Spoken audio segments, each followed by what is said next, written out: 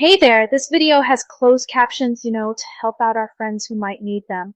And if you need captions in another language, just turn on auto-translate. It's like magic. Don't forget to watch this video till the very end because we have some awesome stuff in store for you.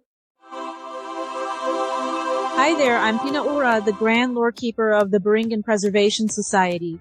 This is my brother. And that is just a cat.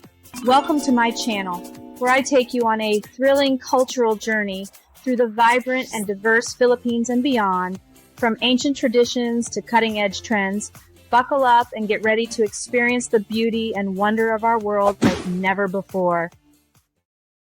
Episode 3, Santacruzan Unveiled, exploring its rich heritage and transformation. History tells us that Christ's birth and death were anything but festive, yet Christians managed to transform these somber events into vibrant holidays. Now that's an epic plot twist.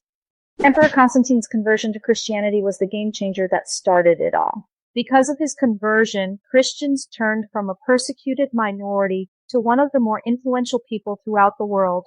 Enter the Santacruzan, a striking Filipino tradition born from that historical turning point. It's the ultimate blend of faith, fashion, and fiesta as St. Helena's search for the true cross comes to life.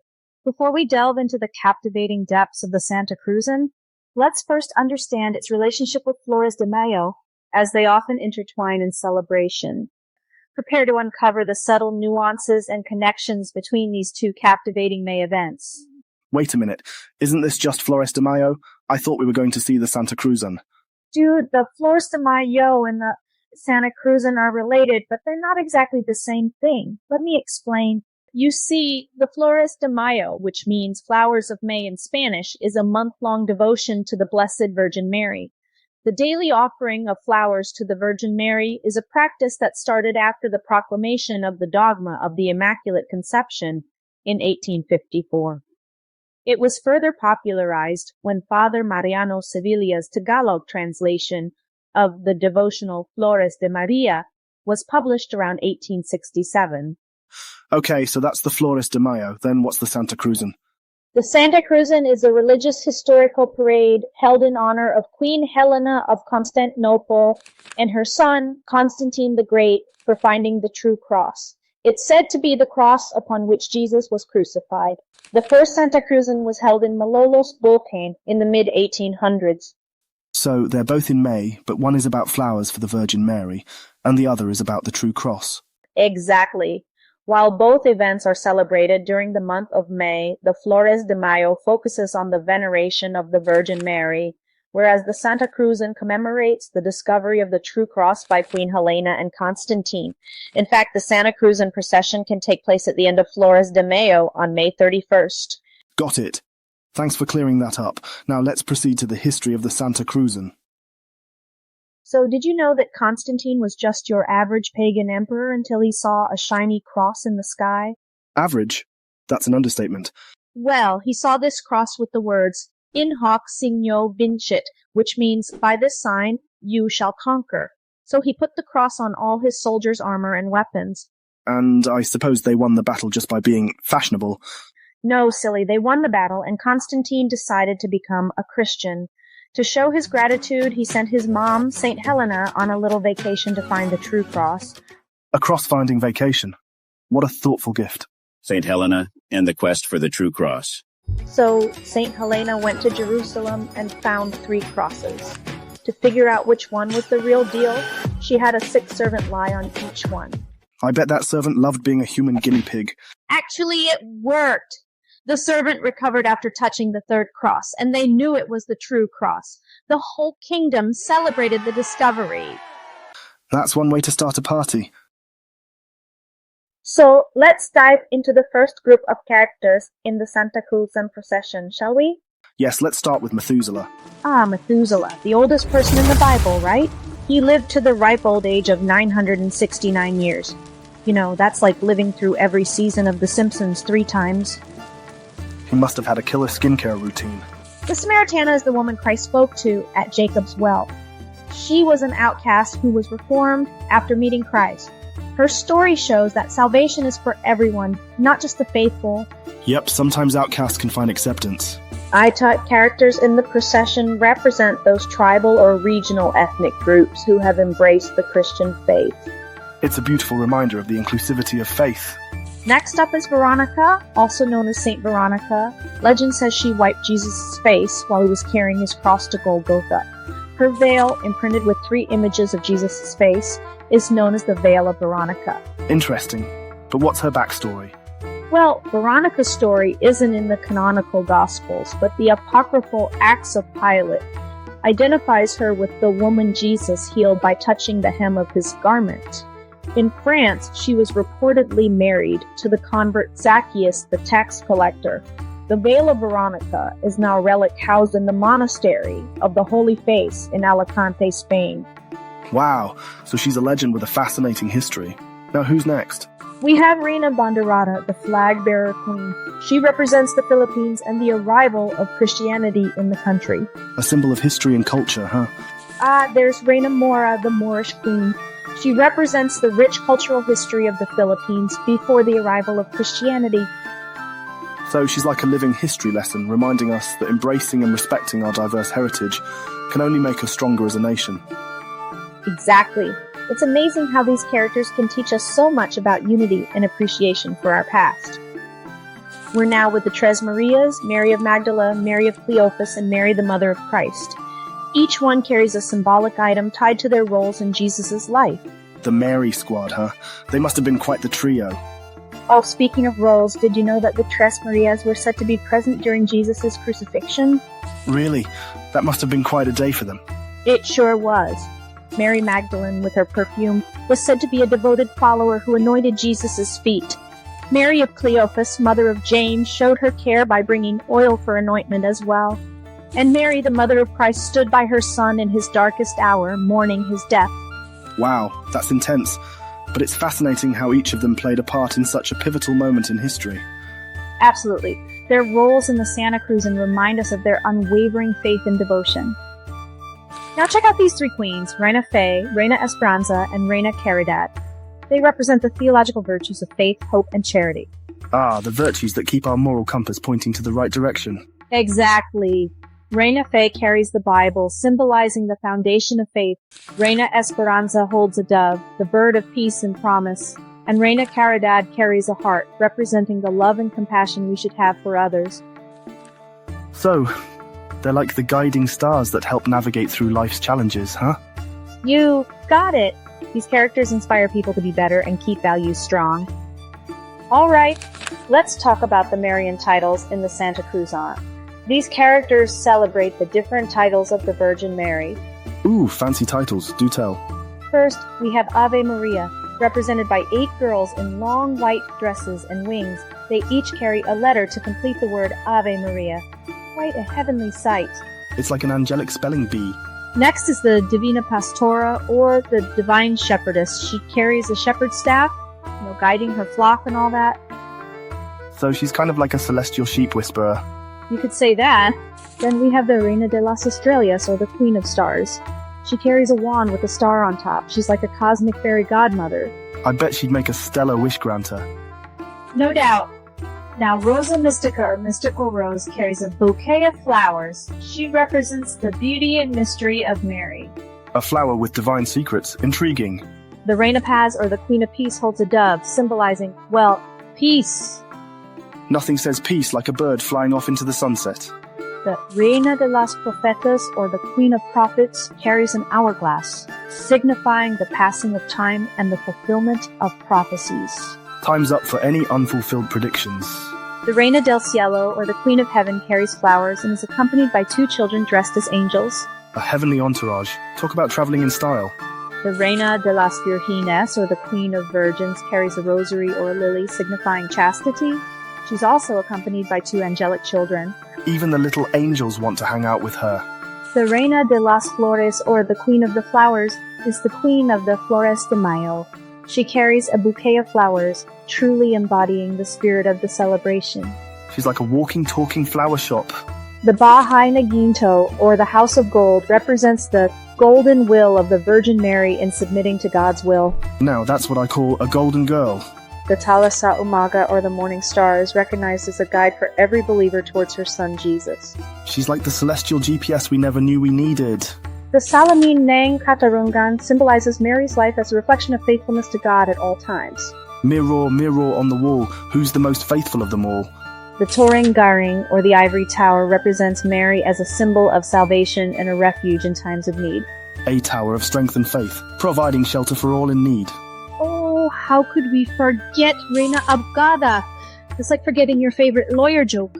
Go on, impress me with your knowledge. The Reina Abgada, or the Queen Advocate, or Queen Lawyer, represents God's call for justice, especially for the oppressed. She's the defender of the poor and downtrodden. Decked out in a black mortarboard cap and graduation gown, she carries a huge book to symbolize her role as the champion of justice. And guess what? She's also an embodiment of Mary Help of Christians. I should have known you'd turn this into a courtroom drama. Objection, Your Honor. Sibling banter is essential for cultural exploration. So let's continue our journey through the Santacruzan procession and meet more of these fascinating characters. Indeed. So, these are the Marian titles celebrated in the Santacruzan. Each one represents a different aspect of Mary's life, virtues, or qualities, and they all come together to form a beautiful and meaningful procession. It's like a spiritual art gallery, with each title being a masterpiece showcasing different facets of Mary's life and virtues. That's a great way to put it. And as we celebrate and honor these titles, we are reminded of the importance of faith, love, and devotion in our lives. And now we have Reina Justisya, the embodiment of justice. She's blindfolded, carrying the scales of justice, and representing the fairness we all strive for. Wow, sis. You're quite the expert on justice symbols. Well, it's not that hard to understand, dude. The blindfold stands for impartiality. The scale is for weighing evidence, and the sword is the power to enforce justice. Reina Justisya kind of reminds me of the Roman goddess Justitia. Okay, I get it. You're a walking encyclopedia. Now, let's see what other characters we've got in the Santacruzan procession. The brave and beautiful Reina Esther. She's like the ancient superheroine who saved her people from a terrible fate. Her story is truly inspiring. Indeed. Her courage and wisdom are something we can all learn from. You'd think being a queen would make her a diva, but nope. She used her royal powers for good. Esther was the ultimate mastermind. She invited the king and Haman to 2 banquets, where she finally revealed her Jewish identity and Haman's evil plot. Haman was so busted, the king was furious, and had him executed on the very same gallows he had built for Mordecai. Talk about poetic justice. Next up is Reina Sheba, the gorgeous and fabulously wealthy queen. She was a friend of King Solomon, and they helped each other develop their territories. Yeah, she was quite the diplomat. She even tested King Solomon's wisdom by asking him questions and giving him riddles to solve. And don't forget, she's also a prominent figure in the Ethiopian national epic, the Kebre Nagas. Her visit to Solomon's court led to the birth of Menelik, who brought the Ark of the Covenant to Ethiopia. She's definitely a queen who made history, and her alliance with King Solomon shows the power of good relations with others. Reina Sheba's story teaches us the importance of diplomacy, open-mindedness, and learning from others. And it's amazing how her story is found in the religious texts of Jews, Christians, and Muslims. It just goes to show how interconnected our histories can be.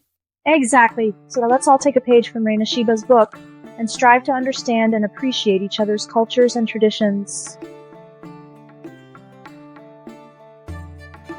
And now meet Santacruzan, the bishop who blessed the demolition of those buildings to uncover the Holy Cross. He was quite the holy dynamo. You mean like a spiritual wrecking ball? Very funny, dude. Anyway, he was also a key player at the Council of Nicaea, you know. Oh. So he was sort of like a holy referee, making sure everyone played fair. Sure, let's go with that. Just imagine him, wearing a striped robe and blowing a whistle. On a more serious note, Santacruzan's story reminds us of the importance of faith and perseverance. True, and maybe, in a way, his story can inspire us to uncover our own hidden treasures and rich cultural heritage wherever we are. Emperor Constantine, the once pagan ruler who saw the light and became a great champion of Christianity. You know, he must have been a real party animal before his conversion. True. But it was his vision of the Holy Cross that turned him into a fearless warrior of faith. Talk about a spiritual awakening. And let's not forget, he was a mama's boy. It was Queen Helena who inspired him to embrace Christianity and saved countless lives in the process. Well, behind every great emperor is an even greater mom, right? Imagine the conversations they must have had at the dinner table. Emperor Constantine's story teaches us that anyone can change, as long as they're open to the grace of God. Who knows? Maybe there's still hope for you, brother. Now, here's someone who knows a thing or two about finding hidden treasures. Reina Elena, the mother of King Constantine, and the epitome of kindness and faith. And she didn't just sit on her throne. Oh no. She went on a pilgrimage to discover the true cross and shared her wealth with the poor. Talk about being a hands-on queen. And she was a true example of what it means to be a Christian, not just by her faith, but by her actions as well. Our hearts can definitely relate to Reina Elena's dedication and love for her faith, don't you think? Absolutely. Reina Elena's legacy continues to inspire generations of Filipinos around the world, reminding us of the importance of love, faith, and perseverance.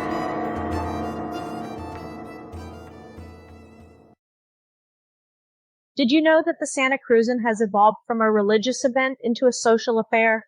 Really? How so? Celebrities participate, and every town and barrio has its own version. It's become more of a beauty pageant than a religious celebration. Wow, I didn't know that. So what about Reina Elena and Constantino? Good question. Their roles have changed too. Nowadays, it's more about physical attributes and social status rather than embodying virtues. That's shallow. What happened to the religious significance? Sadly, commercialism plays a big part. Government and local officials invite famous actors, so people pay attention to the glamour instead of the religious aspect. Huh? I guess that's why it's still relevant for young people today. Yup, and some even say Santacruzan was feminism before feminism was born. Interesting. Hey, what about that Feast of the Finding of the Holy Cross thing? It was abolished by Pope John XXIII in 1960, but some Latin American countries, like Mexico, still celebrate it on May 3. You know, the Santacruzan is more than just a religious event. It's a true cultural experience for Filipinos. Yeah, it's when communities come together to create something spectacular. The whole town gets involved. That's right. It's an expression of Filipino faith, but also the love for grand celebrations and fiestas. It's uniquely Filipino. And it happens in May during the harvest season. It's like a Thanksgiving for a bountiful harvest. Over the years, the Santacruzan has evolved. From its humble beginnings as a religious affair, it now showcases Filipino talent, creativity, and even fashion. Yeah, I heard that the selection of sagalas, or the Reina Elena, is now based not only on virtues, but also on their looks, influence, and social status. It's like a beauty pageant. But at its core, the Santacruzan still brings people together, promotes virtues, and builds a sense of community. It's a meaningful tradition that should continue.